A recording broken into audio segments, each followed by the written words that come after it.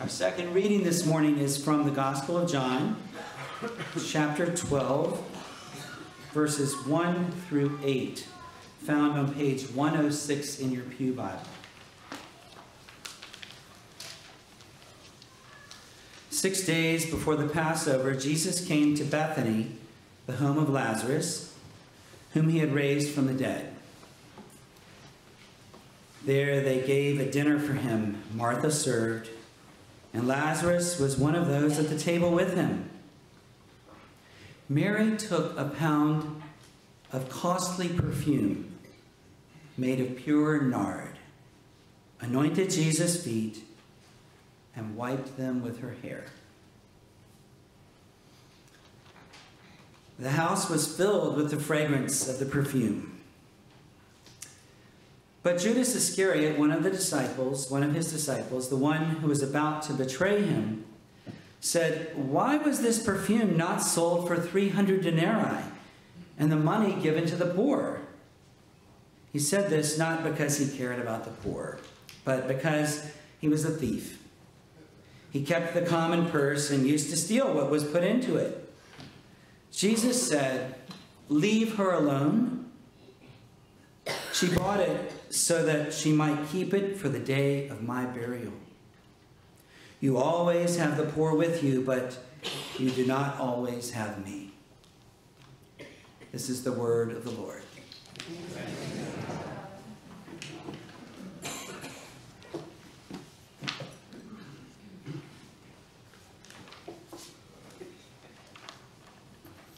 Today's story of the anointing of Jesus comes from the Gospel of John, who places the whole story of Mary, Martha, and Lazarus in the context of the Passion story. Back a few chapters, in chapter 10, just before the pivotal question comes up about who is Jesus and who do you say that you are, they say, "Well, if you are the Messiah, tell us plainly." Do you think Jesus is going to tell them plainly? No. They don't get a straight answer from Jesus, but he continues unveiling who he is. He says he's the good shepherd. And then he goes even closer. He says he is one with the Father. So he starts to tell them quite directly in this Johannine way that he is the one on earth walking, the Son of the Father. Well, now that it's clear, we have a blasphemy, and they take up stones as they had before, ready to put him to death there on the spot. And now, in the midst of all this, he slips away, and in what seems like an interruption, we have the whole story of Mary, Martha, and Lazarus. Well, Mary and Martha make attempts to save their brother Lazarus. He's dying, and they send message to Jesus to come quickly to save him. And Jesus just doesn't seem to get it. He seems to be rather nonchalant about the imminent death. Perhaps we read into this, what's going on here? But then, after 4 days, he proceeds to go, and now Lazarus is already dead and in the tomb. So in Matthew, Mark, and Luke, the synoptics, Jesus' triumphal entry and his purging of the temple are the deeds that finally provoke his enemies to put him to death. But in John's account here, the provocation seems to come, if you read a little bit between the lines, from this incredible act of raising Lazarus from the dead. His friendship with the brothers and sisters in Bethany established the context for the Passion. Jesus dies within the narrative framework of a family crisis among his dearest friends. We come to that shortest verse of the Bible, Jesus wept. And we may consider that perhaps he is not only weeping for Lazarus, as the onlookers assume, but that in the resurrection of Lazarus, the attention was sure to bring about his own death. Yes. John points to this as the final provocation of the authorities. And perhaps Lazarus' sister Mary may know this. She may have held back the nard or bought it. The text is not absolutely clear on that. And we may consider that this nard, though initially intended for Lazarus, but was now not necessary, was held for Jesus.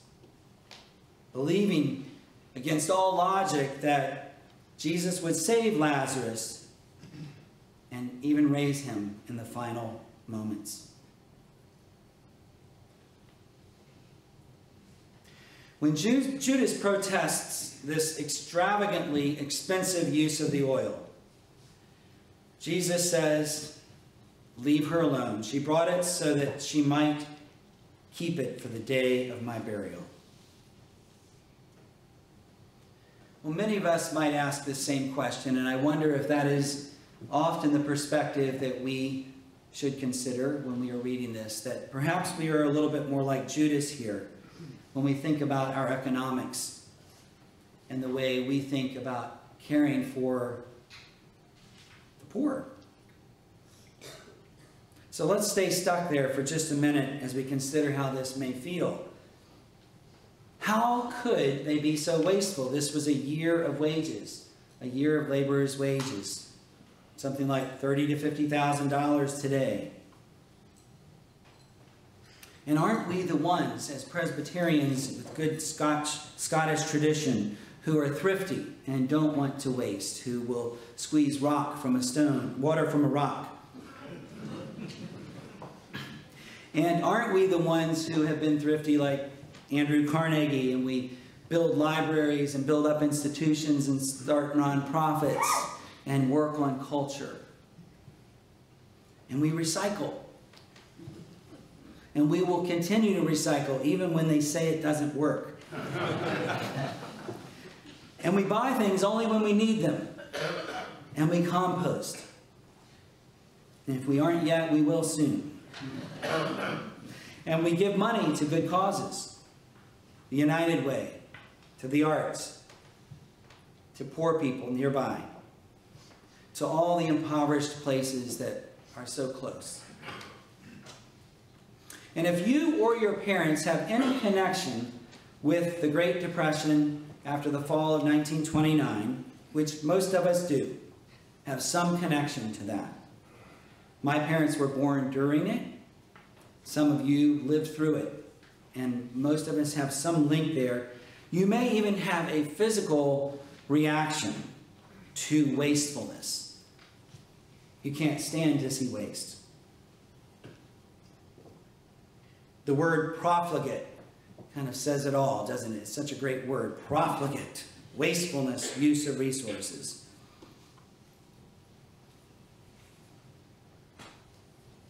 Well, meanwhile, Jesus lets Mary anoint his feet and then wipe them with her hair. And it's quite a scene as the house fills with the fragrance of the perfume. And as much as our natural pattern would be to ask that same question that Judas asked, we may be missing some things that are going on around us. And maybe this is a bit of a parable, as many of our stories are. Maybe we're missing that death that's happening around us. That death and then that resurrection of Lazarus. Maybe we're missing the death of our brothers and sisters. Maybe we're missing the death of our earth.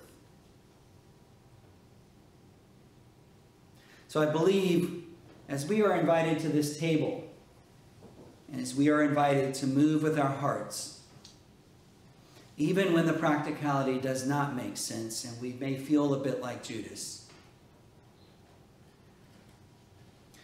may we bring that nard forward ourselves, as Mary did, bringing forth nard, oil, a blessing for the poor, yes, not maybe always the most practical way, for our neighbors, letting our hearts pour forth as Mary's did. who is dying, who needs the oil.